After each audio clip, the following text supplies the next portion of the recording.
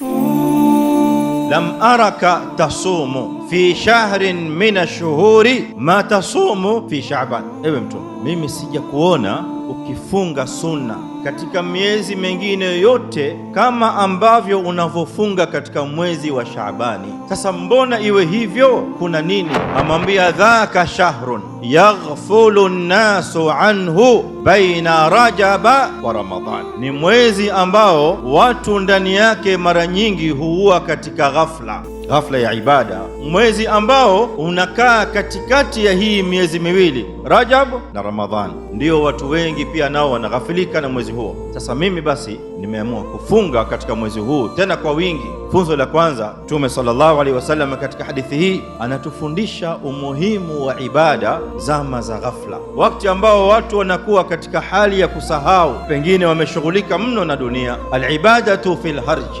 ibada katika zama za ghafla, ibada katika zama za fitna, zama za matamanio. Muislamu katika zama kama hizo akasimama na ibada, wala usione udhaifu, shikilia barabara hiyo, kwa sababu una bishara kubwa ya Mtume sallallahu alaihi wasallam anayekwambia alibadatu fil harji, ibada katika zama za ghafla kahijratin ilayya, thawabu yake ni sawia na thawabu ya hijra walioifanya Waislamu kutoka Makka kwenda kwa Mtume sallallahu alaihi wasallam Madina. Jambo la pili ambalo Mtume sallallahu alaihi wasallam pia amelisisitiza kwenye hadithi hii, asema wa uhibbu an yurfa'a amali wa ana saim, na mimi napenda kwamba amali yangu inapokuwa inarufaishwa kwa Allah azza wa jalla katika mwezi huu wa Shaaban, irufaishwe ikiwa mimi nimefunga.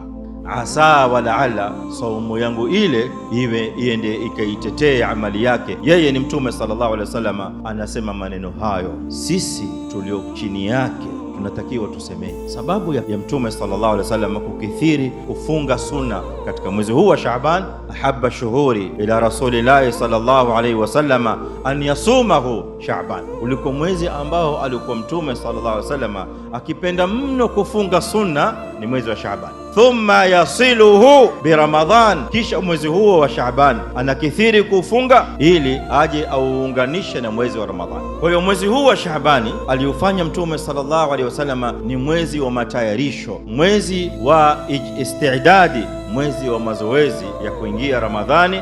Akae tayari, jitoe saa hizi katika madhambi, anza madhambi yayo kuyaepuka kuanzia mwezi wa Shaabani, ili mwezi wa Ramadhani ukiingia, madhambi yao tayari itakuwa kitambo umeacha, utakuwa tayari umeingia kwenye system ya kuacha madhambi. Anza kadhalika kufanya mazoezi ya ibada mbalimbali. Huu ni mwezi ambao Mtume sallallahu alaihi wasallam alikuwa anautizama kwamba ni mwezi wa matayarisho, matayarisho ya kiroho, matayarisho ya iman, matayarisho ya nafsi na akili, sio matayarisho ya kimali peke yake.